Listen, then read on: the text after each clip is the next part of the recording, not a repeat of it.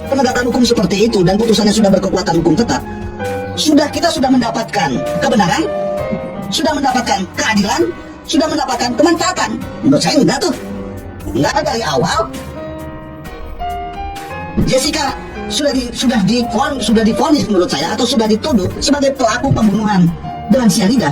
Kenapa surat untuk permintaan otopsi keluar dan ada di dokumen, tapi otopsi tidak dilakukan, sehingga kita tidak mendapatkan kebenaran dan keadilan bahwa matinya Jessica itu akibat pembunuhan dan karena apa? Nggak ada.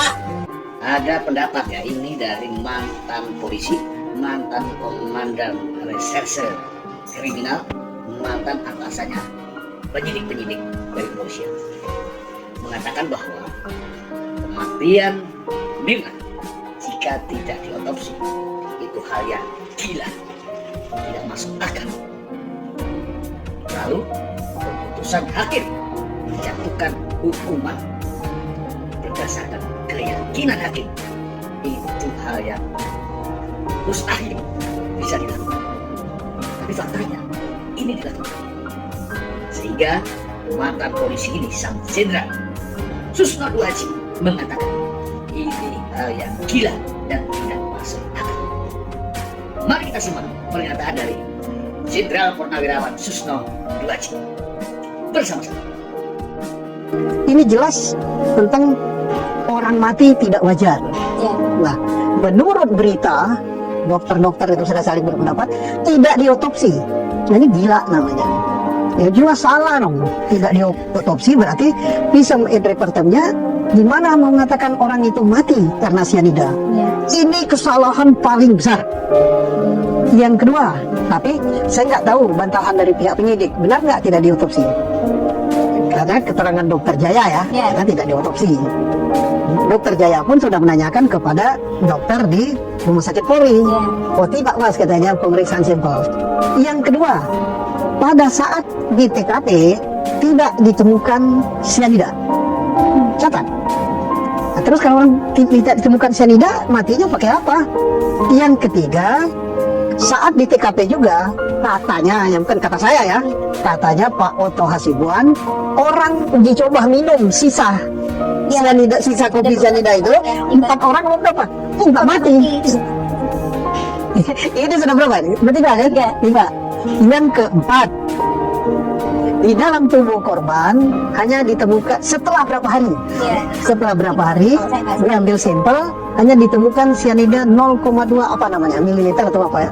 Siapa nggak jelas kan? Yang kata dokter Jaya itu tidak mematikan, dan hal itu biasa terjadi pada jenazah yang sudah gitu. Yang ketiga, yang kelima, orang meninggal karena cyanida maka mukanya tidak akan merah. Justru merah Pak.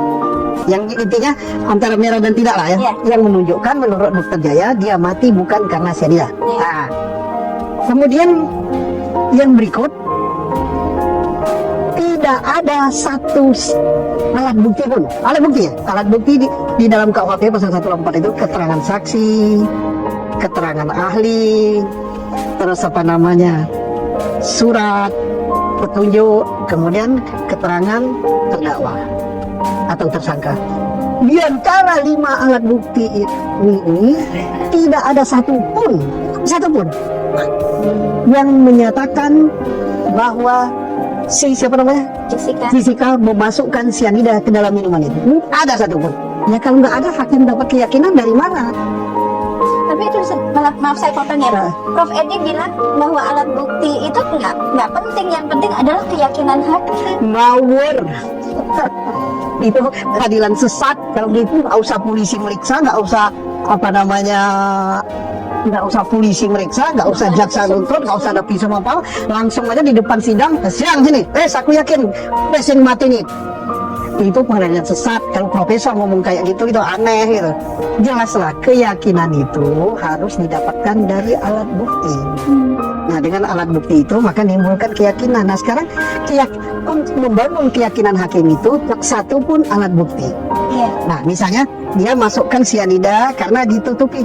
Loh, kalau ditutupi dari mana? Siapa yang nyatakan bahwa itu ditutupi? Tak ada kan? Oh, paper bag kok di atas tidak di bawah. Ya, kebiasaan orang itu beda-beda. Tapi yang jelas tidak terlihat tangan daripada Jessica memasukkan racun ke situ. Jangan lalu, oh itu karena ditutupi dia masukkan. Ini namanya prasangka. Kalau hakim memutus berdasarkan prasangka, ini tidak benar. Termasuk juga pada level penyidikan, mestinya ini harus ada bukti langsung, alat bukti langsung yang menunjuk. Jadi tidak. Kemudian lagi kita juga merasa aneh juga dengan peradilan ya. Saya katakan peradilan itu mulai dari penyidikan, penuntutan sampai dengan putusan hakim. Hakim kok berani memutus suatu perkara yang sama sekali tidak ada bukti langsung yang menunjukkan bahwa dialah sebagai pelakunya. Jadi untuk keyakinan dia sebagai pelakunya itu dari mana? Dasarnya praduga. Oh praduga bahwa sampai dicari-cari keterangannya dia di Australia pernah tabrakan, pernah apa lah ya? Nggak tahu lah, pernah mabuk. Nggak ada kaitannya dengan ini. Kemudian apa lagi? Selain pernah mabuk, bahwa wajahnya dia itu seperti ini. Ini kayak dukun aja. Jadi tidak benar. Tetapi mendekati akhir dari persidangan ini, ada setitik keraguan di dalam hati saya, terutama pada saat saya melihat tayangan wawancara Tantenya Mirna yang mengaku telah menghamburkan uang untuk persidangan ini. Dia juga yang mengintimidasi saya di rumah duka pada saat saya dengan tulus ingin mengucapkan bela sungkawa. Hanya 3 hari setelah kematian Mirna, dia dengan lantangnya mengatakan kalau ada yang melihat temannya Mirna menaruh sesuatu di kopi dan ada rekaman CCTV-nya sebagai bukti. Faktanya dia berbohong, karena memang saya tidak pernah menaruh apapun di kopi yang diminum Mirna. Hal ini membuat saya tidak berani datang ke acara pemakaman Mirna. Dalam hati saya bertanya-tanya, dihamburkan kemana dan kepada siapa uang tersebut oleh Tante Mirna? Apakah itu untuk mempengaruhi persidangan ini? Yang mulia, dalam hati kecil saya merasa takut karena melihat kedekatan hubungan antara jaksa penuntut umum dengan keluarga Mirna yang beberapa kali diperlihatkan di pengadilan.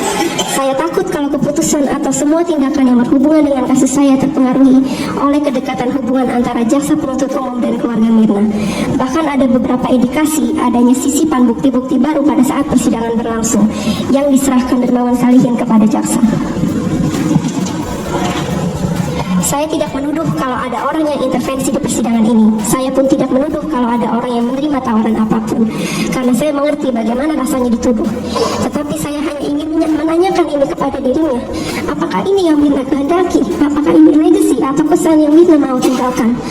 Bagi mereka yang mengenal Mirna seperti saya mengenal dia, mereka akan tahu jawabannya. Saya sungguh sedih kehilangan sahabat Mirna, dan saya harus menderita dengan menjalani persidangan ini. Saya menaruh pengharapan kepada Majelis Hakim yang mulia, dan saya juga ingin menggunakan kesempatan ini untuk memohon kepada Bapak Presiden Republik Indonesia yang saya hormati. Saya sebagai rakyat Indonesia dengan sepenuh hati memohon agar Bapak Presiden dapat memperhatikan hak saya untuk mendapatkan sebuah peradilan yang seadil-adilnya, yang berdasarkan bukti persidangan yang nyata tanpa adanya intervensi dari pihak manapun. Tolong Bapak Presiden cegah jangan sampai ada pihak-pihak yang mengintervensi peradilan ini. Saya tidak pernah menaruh racun di gelas kopi seperti yang dituduhkan kepada saya. Kalau ada fakta persidangan yang membuktikan kalau saya adalah seorang pembunuh, maka saya rela untuk dihukum seberat-beratnya. Namun faktanya tidak ada bukti tersebut dan tidak akan pernah ada, karena saya bukan seorang pembunuh. Saya dan kita semua tahu Mirna sudah tidak ada. Saya sedih kehilangan sahabat, tetapi kenapa meninggalnya Mirna harus saya yang dituduh membunuh dan bertanggung jawab? Maka saya akan tetap berjuang sampai titik darah terakhir untuk keadilan dan kebebasan saya. Hampir setiap hari saya melihat wajah saya di televisi dalam pembahasan kasus ini. Hanya masa depan yang suram yang terus terbayang oleh saya. Seluruh masalah pribadi saya, kehidupan masa lalu saya, penderitaan saya menjadi obrolan. Lalu saya harus dituduh dan dihujat terus-menerus di layar kaca, di persidangan ini dan dimanapun. Bagaimana orang bisa bertanggung jawab atas kondisi mental saya, atas apa yang mereka lakukan? Kenapa saya harus menjalankan yang sepertinya adalah konsekuensi, padahal saya tidak melakukan hal yang patut saya bertanggungjawabkan? Karena saya tidak ada melakukan apapun yang dituduhkan kepada saya. Yang mulia, ini lebih kejam daripada semata-mata memfitnah saya. Kaget, dan Jessica tadi bantukan beritahukan itu dia menangis. Dia kaget, dia ciut. Yaitu mendengar adanya rekaman pembicaraan, keterangan daripada tantenya Mirna, Ibu Rosniana apa siapa lupa ya, yang dipanen ya. Dia mengatakan bahwa kata-katanya seperti lebih kurang ya. orang banyak bertanya pada kami katanya, kenapa keluarga Salihin itu menghamburkan uang untuk kejadian yang seperti ini, di pengadilan seperti ini, untuk menghamburkan uang untuk kasus pengadilan seperti ini, kira-kira begitu istilahnya. Ya terus terang aja kami kaget, saya shock juga. Saya pikir kenapa dia Mirna Salihin harus menghamburkan uang ya? Ya kan? Dan untuk apa uang itu kira-kira gitu loh? Jaksa dibayar negara, ya kan? Jadi kepentingannya korban sudah diwakili jaksa. Kenapa harus ada yang menghamburkan uang? Ya terus terang aja kalau udah begini gemetar kita jadinya, ya kan? Gemetar kita. Kalau benar keterangannya dia itu, nah terus terang aja hal ini juga menjadi perhatian kita. Apa yang terlintas di pikiran Bang Otto begitu mendengar statement itu? Terlintas seperti apa yang di pikiran Anda. Pasti saya bilang saya sudah gemetar, Jessica sudah menangis, tapi saya masih percaya kepada majelis hakim bahwa mereka tidak akan terpengaruh oleh apapun. Dan mudah-mudahan uang yang dihamburkan itu bukan untuk tujuan yang tidak benar gitu. Mudah-mudahan itu untuk tujuan yang halal gitu. Kenapa keluarga Mirna menghamburkan uang di kasus kopi sianida? Dalam pembelaannya, pengacara Jessica Otto Hasibuan mengakui terkejut terhadap pernyataan Tante Mirna. Rosniati Solihin saat diwawancara di sebuah stasiun televisi nasional beberapa waktu lalu. Saat itu Rosniati mengaku keluarganya telah mengeluarkan banyak dana demi memperjuangkan keadilan untuk Mirna. Mendengar pernyataan tersebut, Otto mengaku pihaknya cukup terkejut. Dia heran kenapa keluarga Mirna harus mengeluarkan banyak uang dalam urusan penegakan hukum, apalagi urusan peradilan seharusnya ditanggung negara. Kalau memang itu benar, lantas bagaimana nasib Jessica? Kami sepenuhnya percaya kepada majelis yang bijaksana, yang jujur dan murah hati, kata Otto. Dalam kesempatan ini, kubu Jessica juga memutarkan rekaman wawancara Rosniati Solihin. Di salah satu televisi swasta, rekaman tersebut diputar melalui proyektor yang dipasang di ruang persidangan. Kasus kopi sianida ini memang cukup menyita perhatian publik. Jessica sendiri telah ditetapkan sebagai tersangka pada kasus kematian sahabatnya itu usai minum es kopi Vietnam yang ia pesankan di Cafe Oliver. Diduga kopi tersebut mengandung racun sianida yang telah dimasukkan lebih dulu oleh Jessica. Namun sejauh ini belum ada bukti yang kuat bahwa Jessica memasukkan racun ke kopi Mirna. Dalam kasus ini, Jessica didakwa dengan pasal 340 KUHP tentang pembunuhan berencana. Jessica juga telah dituntut oleh jaksa dengan hukuman penjara selama 20 tahun. Begitulah cerita masa di waktu tahun 2016 lalu dalam persidangan Jessica Kumala Wongso. Jadi guys, bagaimana menurut pendapat Anda?